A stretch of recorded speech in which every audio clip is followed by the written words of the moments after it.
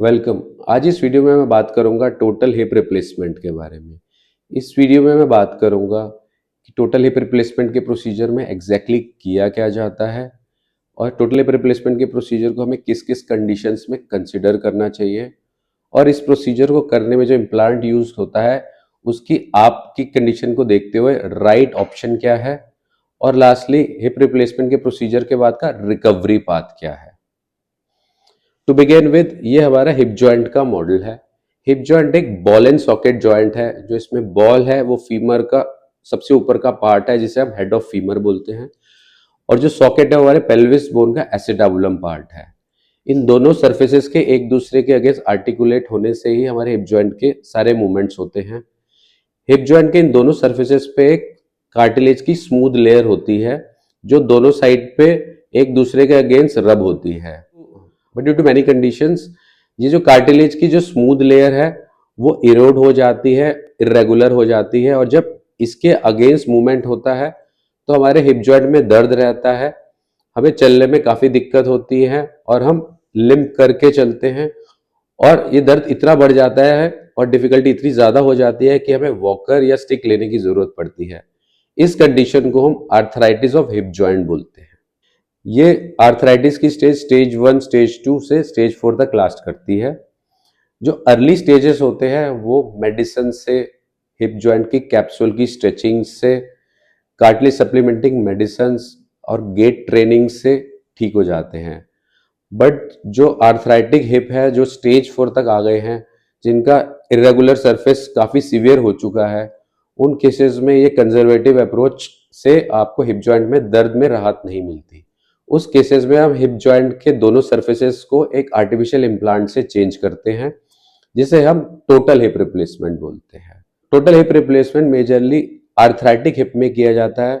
चाहे एजिंग की वजह से, जैसे जैसे एज बढ़ती है कार्टिलेज डिजेनरेट करता है, उसकी वजह से प्राइमरी आर्थराइटिस हो या गठिया यानी कि रोमेटॉइड आर्थराइटिस की वजह से कार्टिलेज खराब हो जाता है उसकी वजह से हो, और कई बार जो हमारा फ्रैक्चर नेक ऑफ फीमर होता है और उसके ट्रीटमेंट में डिले हो जाती है या वो निग्लेक्ट हो जाता है और उसके फिक्स करने में उसकी हीलिंग और हिप जॉइंट की ब्लड सप्लाई नॉर्मली रेस्टोर नहीं हो पाएगी, उस केसेस में भी हम टोटल हिप रिप्लेसमेंट करते हैं।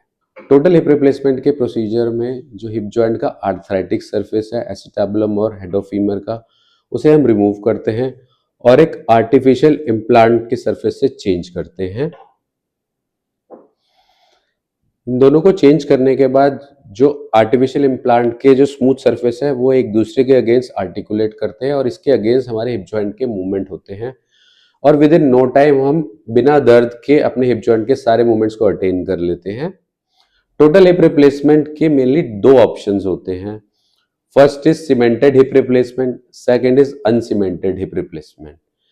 जो सीमेंटेड हिप रिप्लेसमेंट होता है उसमें जो हम एसिटाबुलम और फीमर के जो इम्प्लांट है उसको हम बोन के अगेंस्ट एक आर्टिफिशियल सीमेंट से फिक्स करते हैं और जो अनसीमेंटेड होते हैं उसमें हम बिना सीमेंट के दोनों सरफेस के अगेंस्ट आर्टिफिशियल इम्प्लांट को फिक्स करते हैं। दोनों हिप रिप्लेसमेंट के एक्सीलेंट रिजल्ट्स हैं, but uncemented hip replacement cemented hip replacement से ज्यादा लास्ट करता है। ऐसा इसलिए कि जो अनसीमेंटेड हिप रिप्लेसमेंट है उसमें जो इम्प्लांट के ऊपर का जो सरफेस है उस पर एक स्पेशल ब्लास्ट कोटिंग होती है और जब उसको बोन के अगेंस्ट प्रेस फिट करके फिक्स करते हैं तो उसके अंदर बोन इनग्रोथ हो जाती है और वो इस इम्प्लांट को स्ट्रॉन्ग तरीके से होल्ड कर लेती है, जिसकी वजह से इस इम्प्लांट की लाइफ काफी ज्यादा बढ़ जाती है। एक averagely uncemented hip replacement 25 to 30 year तक लास्ट करता है। इन कंपैरिजन टू दैट जो सीमेंटेड हिप रिप्लेसमेंट है उसमें बोन स्टॉक उतनी अच्छी नहीं होती, यानी कि बोन काफी सॉफ्ट होती है, स्पेशली एल्डरली एज ग्रुप में जो कि 65 एंड अबव एज ग्रुप के होते हैं। उन केसेस में हम इम्प्लांट को बोन के अगेंस्ट सीमेंट की मदद से फिक्स करते हैं जिसे हम सीमेंटेड टोटल हिप रिप्लेसमेंट बोलते हैं। सो सीमेंटेड हिप रिप्लेसमेंट हम उस एज में करते हैं जिसमें बोन स्टॉक कम है, बोन काफी सॉफ्ट है, जैसे कि 65 एंड अबव वाले एज ग्रुप में। और अनसीमेंटेड हिप रिप्लेसमेंट हम उस एज ग्रुप में करते हैं जिसमें बोन स्टॉक काफी स्ट्रांग है और बोन की क्वालिटी काफी बेहतर है, जैसे कि जो यंगर एज ग्रुप है, स्पेशली 65 एंड लेसर के age group. Total hip replacement की सर्जरी को कंप्लीट करने के लिए हमारे पास इम्प्लांट की मल्टीपल ऑप्शंस होती हैं। ब्रॉडली इसे हम दो कैटेगरीज में डिवाइड कर सकते हैं। First is cemented total hip replacement implant और second uncemented total hip replacement implant.